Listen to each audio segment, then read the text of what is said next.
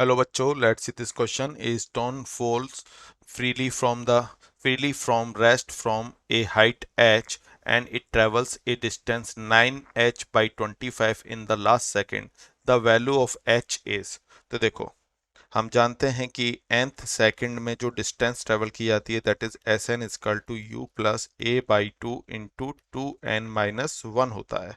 अच्छा, यहाँ क्या गिवन है कि ये जो डिस्टेंस है यानी कि लास्ट सेकंड फ्रीली फॉल कर रही थी, तो जो एस एन है तो ये कितना हो जाएगा, ये हमारा हो जाएगा जी upon two into two n minus one. अच्छा, क्वेश्चन में क्या गिवन है, बोला गया है कि जो ये लास्ट डिस्टेंस है, ये जो n सेकंड में डिस्टेंस ट्रेवल की गई है ये कितनी है sir, 9h upon 25 equal to g upon two into two n minus one के बराबर है, जो कि इक्वेशन वन हम बना लेते हैं। अच्छा, अब हम जानते हैं कि distance travelled in n second कितनी होगी, distance travel in n second कितनी होती है, तो हम सिंपल सा फॉर्मूला जानते हैं, h इजकल टू कितना सा U T plus half G T square.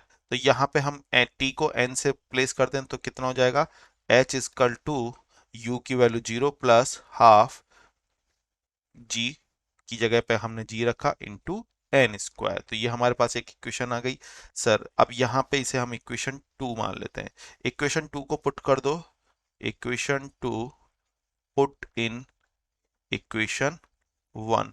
तो सर कंडीशन कुछ इस तरह से बनेगी, 9/25 into one by two g n square equal to g upon two into two n minus one.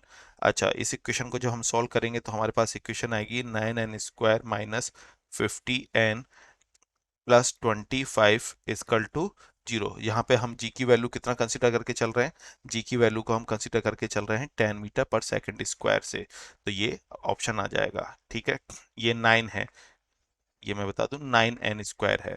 अच्छा, जब हम यहाँ से इस क्वाड्रेटिक इक्वेशन को सॉल्व करेंगे तो हमें n की वैल्यू कितनी मिल जाएगी, 5 सेकंड्स मिल जाएगी। अच्छा, इस वैल्यू को पुट कर दो इक्वेशन टू में, तो सर h की वैल्यू कितनी आ जाएगी, 1/2 into 9.8 into 5 square.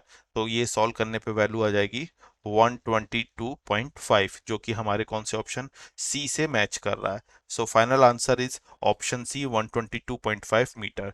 Best of luck.